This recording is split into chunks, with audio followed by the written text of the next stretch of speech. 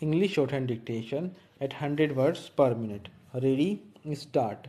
Mr. Vice Chairman, I rise not only to oppose the bill that has been brought before this House today, but to express the hollowness of the objects and reasons which the Minister has just placed before the House. I come to the point and I will have to give a little background because this is the first legislation of its kind in this country which was brought forward in 1969. Former Prime Minister, while dissolving the Lok Sabha in December 1970 and calling for midterm elections, addressed the nation on the radio, and one of the achievements she claimed was that the government had set up the Monopolies and Restrictive Trade Practices Commission to control concentration of economic power which had got concentrated in a few hands and to go forward on the road to democratic socialism. After its enactment, this act has already been amended a number of times. In November 1980, this was the first amendment when they said that export production should be excluded from the purview of the total production taken because that does not affect the consumer as it goes out of the country. In April 1982, there was an amendment which gave powers to the government to exempt by notification industries which, in the opinion of the government, are of high national priority or where the government feels that there is scope for export or if the industry is to be put in a free trade zone.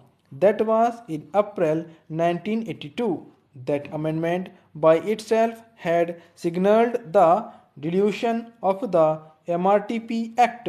In fact, the honeymoon with socialism had come to an end, and after 1980 the government had already started on this new path of liberalization and privatization, and there was a new vocabulary which is very much in fashion these days. In 1983 the government again amended the act purportedly based on the recommendations of the Sachar Committee. I will show you within the course of my speech how the government has ignored the major recommendations of the Sachar Committee and accepted only those amendments which have suited this new role of liberation.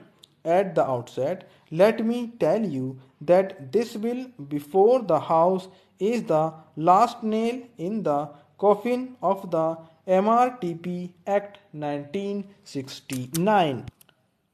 Sir, it would have been much more honest to bring a simple legislation saying that this House hereby repeals the MRTP Act 1969.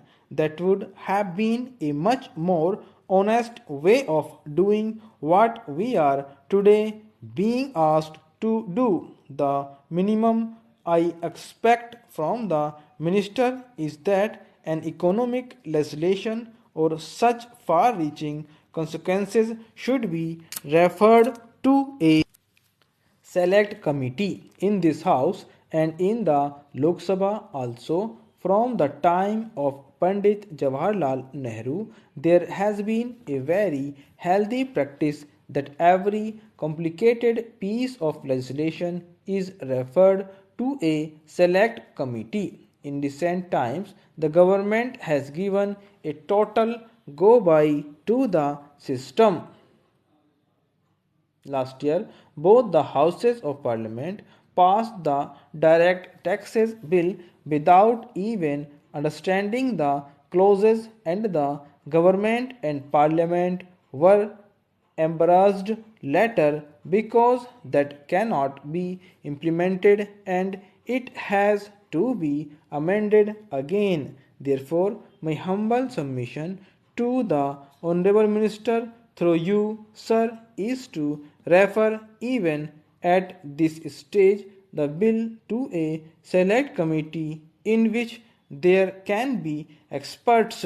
There are eminent people on the treasury benches who have got a lot to say on this, and I would be most happy to have their views. But under the present system, they are unable to oppose the bill, and the bill will go through. First, we must understand what this legislation is. Unlike the Companies Act or the Economic Tax Act, which are acts to regulate business, this act was an act meant to restrict a few business houses so that the others could be free. Therefore, today, if you lift the restrictions on these business houses, it is not liberalization but it is restriction to the vast majority of small entrepreneurs. The phraseology itself is wrong and the impression created is as if they are loosening. We are allowing those powerful people to have a hold on the small entrepreneurs. That is what we are doing under this act. So, the term liberalization indicates as if the government is reducing its power. No, what we are doing is that a whole bunch of small and medium entrepreneurs will now be again open to the competition from these large houses which the earlier government in its wisdom wanted to restrict through this act. So, first we must understand what we are doing. Liberalization, a restrictive act, is like asking for boiling eyes. It is a contradictory term. You cannot liberalize the MRTP Act, the Monopolies and Restrictive Trade Practices Act can only be tightened or repealed.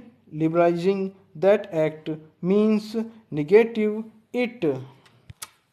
The Monopolies and Restrictive Trade Practices Act can only be tightened or repealed. Liberalizing that act means negating it.